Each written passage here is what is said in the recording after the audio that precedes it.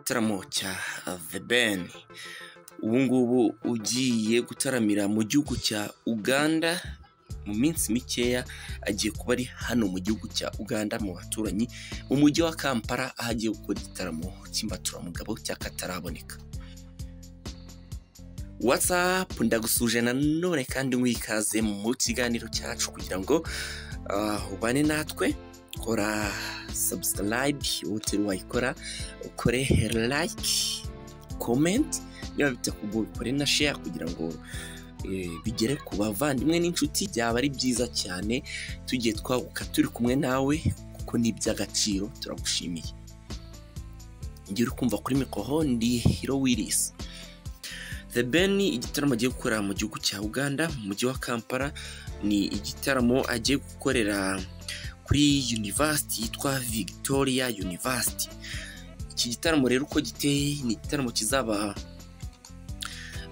nyuma yuko habaye graduation y'abanyeshuri bo kuri university yitwa Victoria University.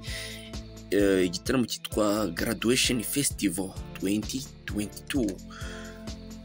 Iki ni igitaramo kizaba ku itariki ya 3 z'ukwa 9 n'ejo bundi kikazatangira ku isaha y'isa 7 za nimugoroba nyine z'igicamunsi mu gihugu cya Uganda. Akaba ari igitaramo cy'imbaturamugabo kizaba kirimo The Ben kandi siwe gusa kuko hazaba harimo n'abandi bastar batandukanye bo muri Uganda, harimo King Saha n'umuvandimwe wa Jose Chameleone. Murabizi ko King Saha nawe afite izina rikuru. Hari uwitwa White Band hazaba arimo, hari uwitwa Spicy Diana hazaba arimo, ndetse n'abandi bagiye batandukanye. Abo bose bazaba barimo mu iki gitaramo. Ariko muri iyi nkuru ntabwo nagenda nakubwiye yuko umuhanzi witwa Meddy yujuje abasubscribers miliyoni 1 million. Niwe muhanzi mu Rwanda wujuje abasubscribers miliyoni. Ubundi wari warujuje miliyoni ni channel ya Afrimax TV, niwe yari yarujuje abasubscribers miliyoni gusa hiyongereyeho Meddy. Byumvikane ko mu gisata cy'abahanzi aciye agahigo ari we wa mbere ndetse akaba n'uwa kabiri mu gihugu cyose. Uko nabivuga niko amakuru ameze. Ikindi Meddy yatangaje yuko afite indirimbo nshyashya ya gospel, ko yavuye muri secular akajya muri gospel. Nukuvuga ngo rero aherutse gutangaza muri community ya YouTube channel yiwe avuga ngo subscribe for new hit. Byumvikana yuko indirimbo iri hafi. Wowe mukunzi wa Meddy ntujye kure kubera yuko ushonje uhishiwe. Hano mu Rwanda habayeho saga y'ukuntu abastar bagera muri 3 bapfuye bikurikiranya.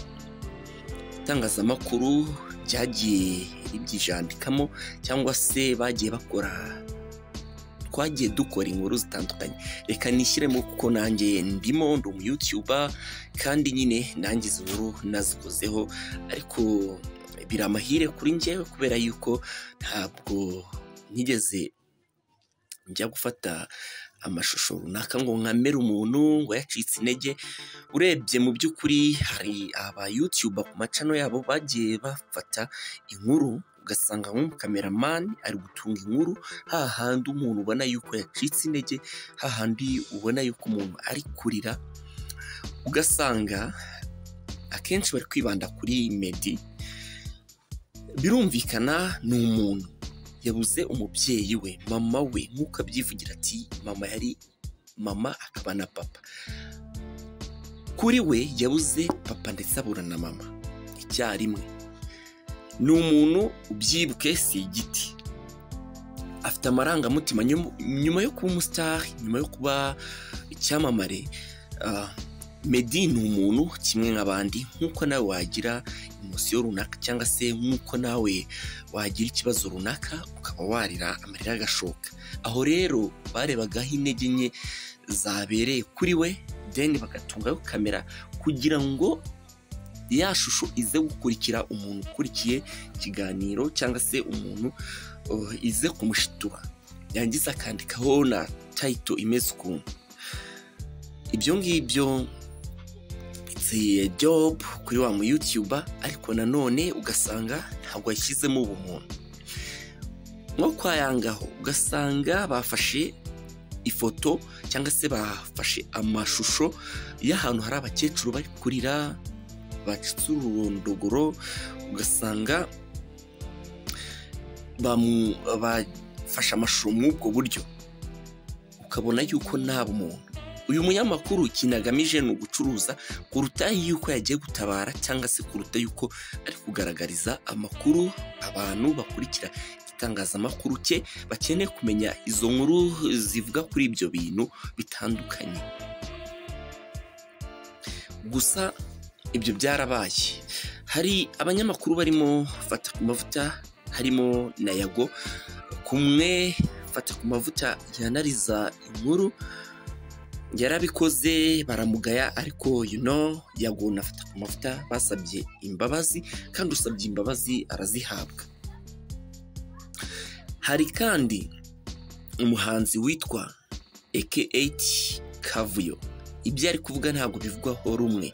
Yababajwe nuko hari abantu mu rupfu rwa mama wa Meddy cyangwa se mu kumushyingura bitwazaga ko Meddy afite izina bakagenda bagakamera amashusho Meddy yacitse intege ari nko kurira cyangwa se ubona atamerewe neza, akaba ari byo batangaza. Rero aka8 Kavuyo yaranditse avuga yuko abanenga, gusa nibivugwaho rumwe. Hari n'abandi bavuga ngo wowe aka8 Kavuyo ufite inimba, ufite igikomere cy'ukuntu wowe wafunzwe, uherutse gufungwa mu minsi yashize. Yigeze kuza mu Rwanda bagira Rubavu, basohokera Rubavu, harimo na ba King James. Icyo gihe nyine baza kurenga ku mabwiriza ya COVID-19, polisi irabafata irabafunga. Rero hari abantu bavuga ngo kuvuga gutya ngo uragira ngo wikureho igisebo, ibintu nk'ibyo, kubera yuko ngo bagufunze mu minsi yashize gutyo na gutyo, ugasanga nyine bari kuvuga gutyo. Byumvikana yuko aka8 Kavuyo bari kumubuminga bitwaje nabo icyo kintu. Ariko mu by'ukuri ngarutse mwanariza neza, njye ndumva atari ngombwa yuko wajya kumwibutsa ibintu nk'ibyo, ahubwo wakarebye ibingibi yavuzeho. Ese kuko ibyo yavuze niko byagenze? Ese ibyo yavuze byarabaye? Ariko nyine ibyo yavuze njye navuga yuko byabaye. Ariko nanone niba Meddy bamufotoye cyangwa se ngo bafashe amashusho yacitse intege, it's fine kuri bo. Sinyeka yuko hari icyaha kirimo nanone, bitewe nuko nyine this guy yagiye gutabara. Hari umudiaspora uri muri Amerika cyangwa se uri i Burayi, hari umuntu uri mu rugo utabasha kugerayo ukeneye kumenya amakuru. Kandi Meddy ni celebrity, kuba bagaragaza amashusho y'umuntu uri celebrity numva yuko nta kibazo kirimo. Iyo uri celebrity ibyawe biba biri ku gasozi, akabaye kose ntibikagutangaze kuba wabona bagashyize hanze, ntibikakubabaze kubera yuko niko kazi ukora. Niba hari umuhanzi witwa Kalifani, umuraperi, niwe waririmbye indirimbo, hari vasi irimo ivuga ngo uwanze kuvugwa yaheze mu nda ya nyina, ndetse ndumva ari n'umugani mu muco wo mu Rwanda w'Abanyarwanda. Umugani urimo uvuga ngo uwanze kuvugwa yaheze mu nda ya nyina. Niba uri celebrity byawe biri ku gasozi, niba kuvuga ntukabitwaremo umwikomo.